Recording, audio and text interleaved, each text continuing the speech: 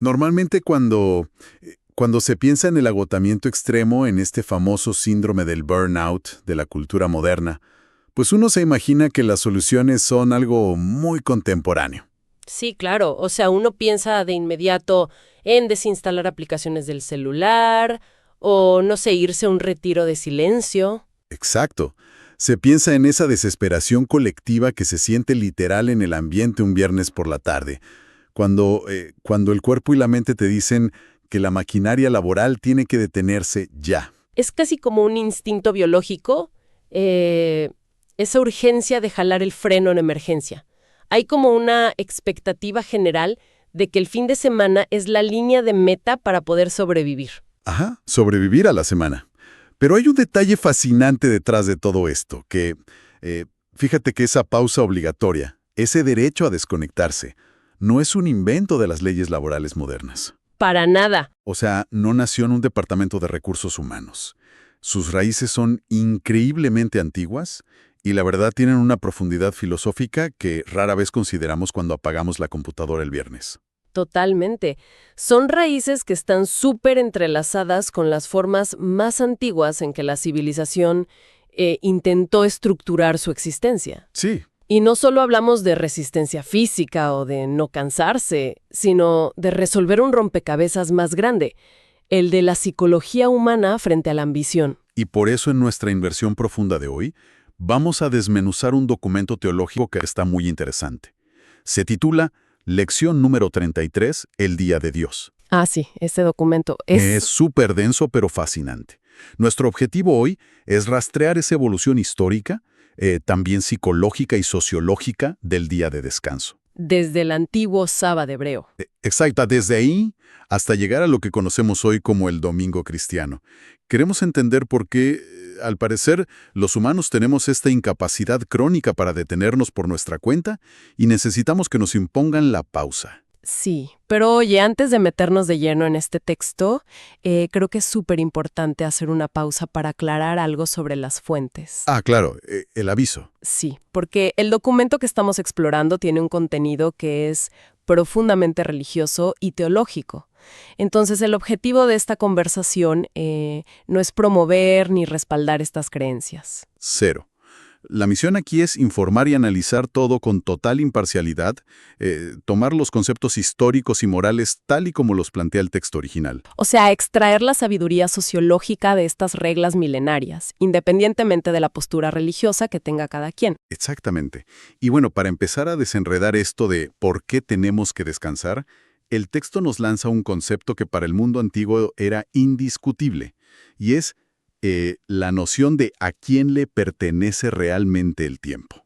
Uy, sí, esa premisa es brutal. ¿Verdad que sí? O sea, no te dice, tómate el día para tu autocuidado, no. Lo plantea como un mandato basado en los derechos de propiedad de la existencia. El texto usa una frase que me pareció arrolladora. Sí, cuando dice que la humanidad fue sacada del no ser. Ajá, sacados del no ser. O sea, ¿qué frase? Es una premisa existencial inmensa. Lo que intenta establecer ahí es una dependencia total que anula cualquier ilusión de que somos autónomos. Claro. O sea, si a ti te extraen literalmente de la nada, del no ser, significa que no tienes la propiedad original ni de tu cuerpo, ni del planeta, ni, y esto es lo más crítico, ni de tu tiempo. Todo es prestado, digamos. Exacto. El creador que te sacó de la nada tiene lo que el documento llama los títulos de señorío totales. Pero a ver, espera.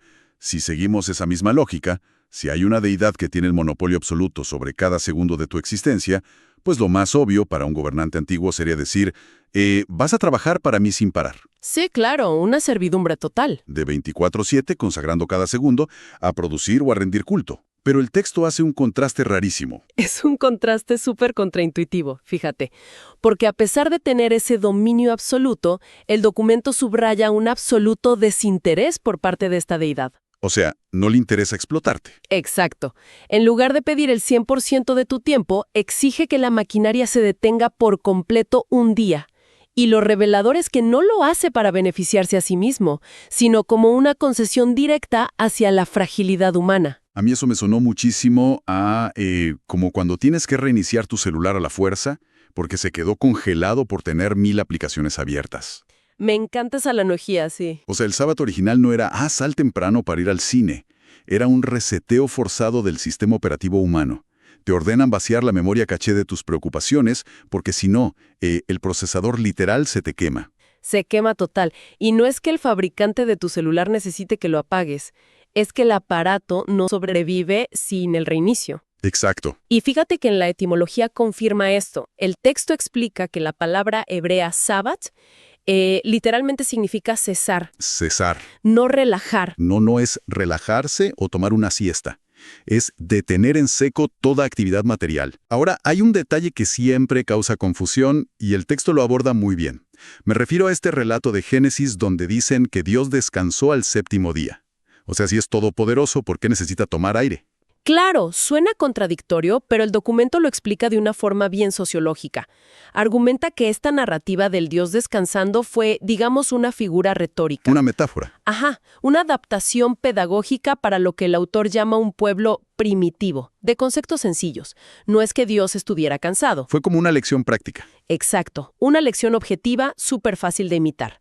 Una sociedad antigua necesitaba ejemplos concretos y no un tratado abstracto sobre la fatiga mental. Bueno, pero si la idea era solo evitar que la gente se colapsara físicamente, ¿por qué el texto le da tanto peso a la parte espiritual del descanso? ¿Qué se supone que olvida el cerebro si no haces este reseteo? Uy, pues el documento apunta a una vulnerabilidad psicológica que es clave. O sea, la inercia del ser humano a ser devorado por la ambición. El materialismo. ¿Sí? Tenemos esa tendencia natural a obsesionarnos con lo que podemos tocar, acumular, medir, las cosechas, el dinero, el estatus. El descanso semanal fuerza a desconectarte de esas recompensas inmediatas. Y crea un vacío, digamos. Y en ese vacío es donde se da lo que el autor llama un encuentro en el plano espíritu. Al quitarte las herramientas de trabajo te obligan a confrontar tu existencia más allá de cuánto produces. ¡Wow! Pero fíjate, si este mandato era un ejercicio de recalibración mental, ¿por qué se metieron con la macroeconomía? Porque el texto dice que este concepto de cesar no se quedó en un día, sino que escaló al famoso año sabático. Así es una expansión monumental. Cuando leí eso, me quedé atónito. O sea, cada 7 años, toda la maquinaria agrícola de la nación se tenía que detener. Las tierras entraban en barbecho, o sea, no se cultivaban durante un año entero. Es que imagínate la magnitud de esa medida. ¿Sí? Imagina el nivel de fe colectiva o el miedo necesario para que toda una sociedad agraria, que dependía totalmente de sus cosechas, decidieran no sembrar nada por 12 meses. El terror a la hambruna debió ser paralizante. Pero lo más radical de todo no es la pausa en sí, sino lo que ordenaba la ley sobre lo que crecía solo en la tierra durante ese año. Ese es el núcleo de la justicia social del texto, fíjate. Apoyándose en el Éxodo, el documento señala que todo lo que la tierra produjera espontáneamente ese año no era del dueño de la tierra. No le pertenecía. Cero. Quedaba exclusivamente para la gente pobre y para los animales. Era un sistema de redistribución de recursos radical. Rompía el monopolio cíclicamente. Se es un antídoto forzado contra acumular riqueza a lo loco. Porque al detener la producción, el dueño de la tierra de repente estaba al mismo nivel de vulnerabilidad que el más pobre. Sí, y por eso el texto usa una etiqueta súper específica. Llama a esto un signo de liberación. Signo de liberación. Porque hace una conexión directa entre el trabajo constante y la esclavitud. Estar obsesionado con lo material es una prisión psicológica. Soltar las herramientas te emancipa. Claro, es como el recordatorio físico de ya no están en Egipto haciendo ladrillos infinitos para el faraón. Exactamente, dejas de ser esclavo. Y un punto importantísimo es que esto no era un retiro individual. El documento enfatiza mucho que esto se hacía en comunidad, en las sinagogas. Sí, menciona una palabra griega rarísima. Siga algo. Psicoinonio, que literalmente no significa solo asistir, sino participo, comunico, estoy unido con. O sea, no era ir a sentarte a ver la pared. Para nada. Era dinámico para debatir escrituras, instruirse. Era una tecnología social el tiempo consagrado y el espacio consagrado para mantener a la comunidad unida y equitativa. Todo eso suena espectacular en la teoría. Pero, bueno, viendo la historia humana, siempre hay un punto donde las cosas se rompen. ¿Qué pasa cuando estas reglas de descanso empiezan a asfixiar a la gente? Ahí es donde entra el conflicto clásico de la burocracia. La regla se vuelve más importante que la gente. Y el texto lo ilustra increíble con la figura de Cristo, que aparece justo cuando los líderes religiosos tenían hiperregulado este concepto de cesar. Sí, súper estricto. Las anécdotas son gráficas. Cristo sana a un hombre con la mano paralizada, luego a una mujer que llevaba 18 años encorvada, todo en sábado. Y en vez de que las autoridades digan, ¡wow, qué maravilla!, se indignan. Lo acusan de violar la ley laboral del sábado. Literal. Porque el debate ahí es lo que el documento llama la correcta interpretación. Cristo plantea que la caridad y la salud están muy por encima de no hacer nada. Y expone una hipocresía tremenda, porque el texto cita cómo les responde, o sea, ¿no desatan ustedes a su buey o a su asno en sábado para darle de beber? Exacto. O sea, si encuentras un hueco legal para salvar a tu ganado, que es tu negocio, pero te indignas cuando alguien cura a un ser humano, es absurdo. Es cruel. Y el documento suma otro caso cuando los discípulos arrancan espigas de trigo en sábado simplemente porque tenían hambre. Y los critican por cosechar. Ajá. Y la justificación es recordar al rey David que por una emergencia comió el pan sagrado. El principio es que la necesidad humana extrema cancela el protocolo. Es como cuando hoy en día vas a urgencias y no te atienden porque te falta la copia de un formato. Tal cual. Cristo entra y dice, a ver, la empatía va primero que su papeleo sagrado. Y ahí suelta la frase más radical de todas. El sábado ha sido instituido para el hombre y no el hombre para el sábado. Es una reestructuración moral completa. Y el texto lo refuerza citando al profeta Oseas. Misericordia quiero que no sacrificio. Pero a ver, esto plantea un problema existencial. Si estas reglas estrictas de descanso se pueden ignorar por compasión o necesidad, entonces, ¿cuál es el punto de buscar el descanso perfecto? Bueno, el documento aborda esa paradoja con la carta a los hebreos. Ahí elevan el descanso a un nivel trascendental. Dicen que el reposo verdadero no está en un día del calendario. Ah, no. No, el verdadero descanso, afirman, es la unión con Dios. De hecho, la conclusión del texto es bien cruda. Dice abiertamente que alcanzar un completo descanso en esta vida material es imposible. Sí, es inalcanzable. Asume que mientras estemos vivos el cansancio va a existir siempre, y el reposo definitivo solo llega después de la muerte. Y justo esa visión de que el descanso perfecto no es de este mundo y de que las reglas debían adaptarse a los humanos, pues abrió la puerta para un cambio histórico gigante. El salto del sábado al domingo. Exactamente. La reestructuración del calendario semanal. Que a nivel sociológico debió ser una locura. ¿Cómo convences a toda una civilización de cambiar un mandato que creían bajado del cielo a un día totalmente diferente? Pues el cambio no fue por capricho, fue muy teológico. El documento dice que los apóstoles movieron el día al primero de la semana por dos razones: conmemorar la resurrección y el Pentecostés con la venida del Espíritu Santo. Y el lenguaje empezó a cambiar también. El texto cuenta cómo dejaron de usar sábado y empezaron a decirle domingo, que viene del latín dies dominica, el día del Señor. Y al hacer este cambio, heredaron la regla de no trabajar físicamente, pero cambiaron el enfoque. Ya no era solo no hacer nada, sino usar ese tiempo para el culto espiritual estructurado. La evolución de los nombres de ese culto es fascinante. El texto dice que en el siglo I, a estas reuniones súper íntimas les decían la fracción del pan. Sonaba súper familiar. Si luego los griegos le metieron el nombre de Eucaristía, que significa acción de gracias, los latinos le llamaron oblación, que es ofrecimiento. Hasta que llegamos a la palabra que hoy conocen millones, la misa. Y el origen de misa de verdad me voló la cabeza. Es increíble. El documento explica que misa viene de misa, que es envío o despedida, y es porque a mitad del evento a los catecúmenos, o sea, a los que aún no estaban bautizados, los sacaban del salón. Literal los expulsaban antes de la parte sagrada. Y el evento más multitudinario de Occidente terminó llamándose así en honor al momento en que echaban a los no iniciados. Es un giro sociológico brutal. Muestra cómo los límites de una comunidad definen su identidad.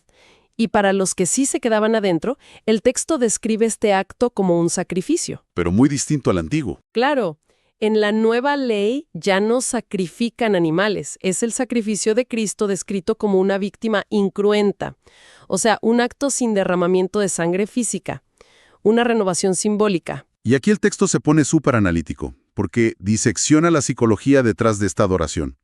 Divide este acto en 4 tipos de sacrificio, y creo que cubren toda la necesidad emocional humana. Sí, la estructura en 4 sentidos. El primero es el latréutico, que es la adoración pura, reconocer la grandeza divina y someterse. O sea, la necesidad psicológica de aceptar que el universo es gigante y nosotros no controlamos nada. Exacto. El segundo es el eucarístico, que es el agradecimiento explícito por todo lo recibido. Dar las gracias, básicamente. Ajá. Luego viene el expiatorio, que busca la reparación y el perdón por los errores cometidos. Que es indispensable para no volvernos locos con la culpa, para que la comunidad pueda avanzar soltando sus faltas. Totalmente. Y el cuarto es el impenteratorio, que es la petición. Rogar por ayuda en momentos de necesidad. Admitir que eres frágil y pedir auxilio. Es fascinante ver cómo evolucionó de un sábado de inactividad a un domingo diseñado milimétricamente para la catarsis emocional de la gente. Es la síntesis de nuestra evolución frente al tiempo. Se mantuvo la idea de que hay que parar de producir, pero se transformó el propósito de la pausa. Pasó de ser pura obediencia a ser un mecanismo de renovación y gratitud. Definitivamente. Este análisis de la lección 33 ha sido un viaje increíble. Vimos cómo el sábado empezó como un freno de emergencia que llegó hasta los años sabáticos agrarios, un sistema radical contra la avaricia. Y vimos cómo esa regla tan rígida fue retada desde adentro, porque la compasión y la salud siempre tienen que estar por encima de la burocracia. Para luego terminar en el domingo cristiano transformando no solo el día, sino el lenguaje y los rituales a través de los siglos. Y todo bajo esa idea melancólica del texto de que el cansancio es nuestra condición natural y el descanso absoluto no existe aquí. Es una exploración que subraya esa necesidad biológica y espiritual de ponernos límites para no sobreexplotarnos. Y fíjate que esto me deja pensando mucho para quienes nos escuchan hoy. En un mundo 24/7, lleno de pantallas, donde estar desconectado genera pánico, ¿qué aspecto tendría un verdadero día de Sabbat hoy? Es una gran pregunta. ¿Será que con tanta tecnología que prometía darnos más tiempo libre, hemos perdido colectivamente la capacidad de detenernos? Hay mucho para reflexionar ahí. Muchísimas gracias por acompañar esta exploración de hoy y nos escuchamos en el próximo análisis.